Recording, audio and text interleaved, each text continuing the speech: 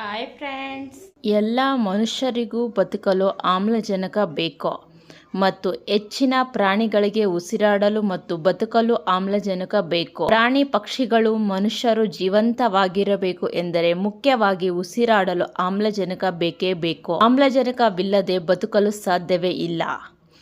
ನಿಸರ್ಗವು ವೈವಿಧ್ಯತೆಯಿಂದ ಕೂಡಿದೆ. ವಿಜ್ಞಾನಿಗಳಿಗೂ ಅರ್ಥವಾಗದೆ ಅದೆಷ್ಟೋ ಪವಾಡಗಳು ನಮ್ಮ ಭೂಮಿ ಮೇಲೆ ಕಾಣುತ್ತವೆ. ಅಂತಹ ಪವಾಡವೆಂಬಂತೆ ಆಕ್ಸಿಜನ್ ಇಲ್ಲದೆ ಪ್ರಾಣಿಗಳು ಈ ಭೂಮಿ ಮೇಲೆ ಬದುಕಬಲ್ಲವು. ಅವುಗಳ ಬಗ್ಗೆ ಈ ವಿಡಿಯೋದಲ್ಲಿ ಸವಿವರವಾಗಿ ಹೇಳುತ್ತೇನೆ. ವಿಡಿಯೋ ಎಲ್ಲಿ ಸ್ಕಿಪ್ ಮಾಡದೆ ಪೂರ್ತಿಯಾಗಿ ನೋಡಿ, ನಿಮಗೆ ಆಶ್ಚರ್ಯವನ್ನು ಉಂಟು ಮಾಡುತ್ತದೆ. ಸಲ್ಮನ್ ಕೋಲಾ ಇದು ಜನಪ್ರಿಯ ಮೀನು. ಇದು ಸಣ್ಣ ಪರಾವಲಂಬಿ ಜೀವಿ. ಇದು ಆಮ್ಲಜನಕವಿಲ್ಲದೆ ದೀರ್ಘಕಾಲದವರೆಗೆ ಬದುಕಬಲ್ಲ ಏಕೈಕ ಪ್ರಾಣಿ ಮತ್ತು ಜೀವಿಯಾಗಿದೆ. ಈ ಸೂಕ್ಷ್ಮ ಜೀವಿಗೆ ಮೈಟೊಕಾಂಡ್ರಿಯಾವಿಲ್ಲ ಮತ್ತು ಅದು ತನ್ನ ಶಕ್ತಿಯನ್ನು ನೇರವಾಗಿ ಮೀನಿನಿಂದ ಪಡೆಯುತ್ತದೆ. ಲೋರಿಸಿಫೆರಾ ಆಮ್ಲಜನಕವಿಲ್ಲದೆ ಬದುಕಬಲ್ಲ ಮತ್ತೊಂದು ಸಣ್ಣ ಸೂಕ್ಷ್ಮಜೀವಿ. ಲೋರಿಸಿಫೆರಾ ಇದು ಸಮುದ್ರದ ಆಮ್ಲಜನಕ ಮುಕ್ತ ಕೆಸರುಗಳಲ್ಲಿ ವಾಸಿಸುವ ಜೀವಿಯಾಗಿದೆ. ಇದು ಆಮ್ಲಜನಕವಿಲ್ಲದೆ ಕೆಲಸ ಮಾಡುವ ವಿಶೇಷ ಅಂಗಗಳನ್ನು ಹೊಂದಿದೆ. ಇದು ಆಳವಾದ ನೀರಿನ ಪ್ರಾಣಿಯಾಗಿದೆ.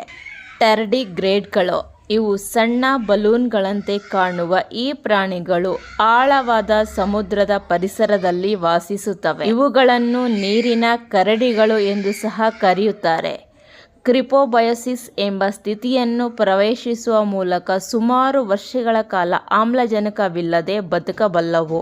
ಲೇಕ್ ವಾಕರ್ ಇದು ಆಮ್ಲಜನಕವಿಲ್ಲದೆ ಗಣನೀಯ ಸಮಯದವರೆಗೆ ಬದುಕಬಲ್ಲ ಮತ್ತೊಂದು ಪ್ರಾಣಿ. ಲೇಕ್ ವಾಕರ್ ನಿಂತ ನೀರಿನಲ್ಲಿ ಆಮ್ಲಜನಕವಿಲ್ಲದೆ ಇದು ಬದುಕುತ್ತದೆ.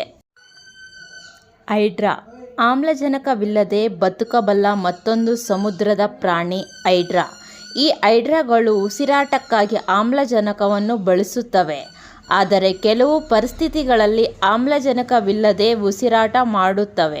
ಹೆಲೋಆರ್ಕಿಯಾ ಇವುಗಳು ನೈಸರ್ಗಿಕ ಪರಿಸರಗಳಲ್ಲಿ ಸಾಮಾನ್ಯವಾಗಿ ಕಡಿಮೆ ಆಮ್ಲಜನಕದ ಸಾಂದ್ರತೆಯನ್ನು ಹೊಂದಿರುವಂಥ ಪ್ರದೇಶಗಳಲ್ಲಿ ಬೆಳೆಯುತ್ತವೆ.